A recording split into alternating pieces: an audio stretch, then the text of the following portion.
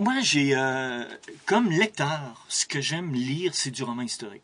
J'ai toujours aimé ça. J'ai jamais osé écrire du roman historique jusqu'à il y a 3 ans. Je me sentais pas apte à écrire du roman historique. Et puis, ben, c'est la somme de travail énorme que ça demande en recherche, bien sûr.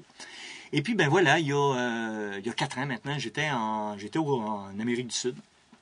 Et puis, il me vient d'inspiration pour un roman qui a été publié depuis, qui s'appelle Le Sentier des Sacrifices. Et quand j'ai eu l'idée pour ce roman-là, je me suis dit, bon, ben là, j'ai comme pas le choix, j'ai trop envie d'écrire cette histoire-là. Va falloir que je m'y mette et que je fasse la recherche nécessaire. Et c'est une histoire qui se passe au 16e siècle. Et c'est comme ça que j'ai commencé à me renseigner sur cette période-là. Et après avoir passé des mois à faire de la recherche sur le 16e siècle, après avoir écrit mon roman, là, c'est certain que je commençais à me sentir familier avec à la fois l'époque et aussi la région, qui est l'Amérique du Sud.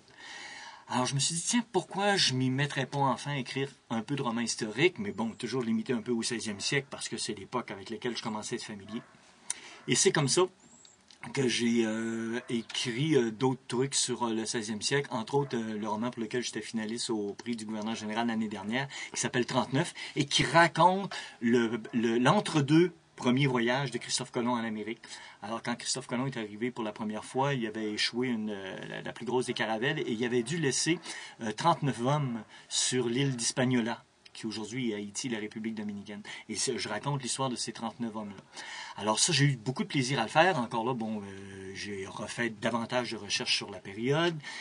Et ce qui a fait en sorte, encore là, que j'étais encore plus familier avec le 16e siècle.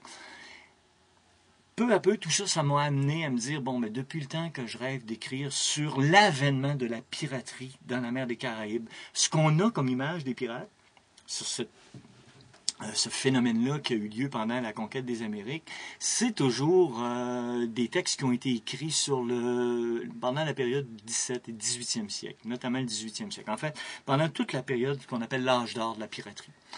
Et moi, ce qui m'intéressait plutôt, c'était d'écrire sur les débuts de la piraterie. Ça a commencé très tôt dans la mer des Caraïbes. Ça a commencé pendant la période où il y avait encore des conquistadors, d'ailleurs. Alors, je me suis dit que ça serait beaucoup plus intéressant d'écrire sur cette période-là qui était méconnue de la période de la piraterie dans les Caraïbes. Alors, pourquoi les Caraïbes plutôt qu'il y a eu des pirates ici aussi en Amérique du Nord? Mais bon, moi, je suis un voyageur, j'aime ça parler de l'ailleurs. Alors, pour moi, c'était plus intéressant de parler de la région des Caraïbes. Alors, c'est comme ça que j'ai commencé à aborder la série Pirates sur plutôt le 16e siècle plutôt que le 17 ou 18e siècle, la période qui était déjà pour moi trop connue de la piraterie du thème. Alors voilà, alors c'est comme ça que m'est venu peu à peu l'engouement pour cette période-là et pour le thème. Et je me suis fait jouer le tour parce que dans le fond, moi ce qui était prévu c'était un roman sur l'avènement de la piraterie dans la mer des Caraïbes. Et puis bon, je me suis pris au jeu, j'ai aimé le roman quand je l'ai écrit, j'ai beaucoup aimé, j'ai eu du plaisir à le faire. Et c'est mon éditeur qui m'est arrivé avec ça, il m'a dit pourquoi tu fais pas une série? Et j'ai hésité au départ des séries, bon je savais qu'est-ce que ça demandait comme somme de travail. Mais bon, je me suis dit, c'est vrai, j'ai eu beaucoup de plaisir à le faire. Pourquoi pas un autre roman? Alors, mon éditeur insistait. Il dit, non, une série, c'est au moins 3. Donc, bon, enfin, j'ai demandé quand même quelques jours à réfléchir avant de prendre ma décision. Et puis, je me suis dit, après ça, ben ok, d'accord. Alors, j'ai signé un contrat pour 3 romans.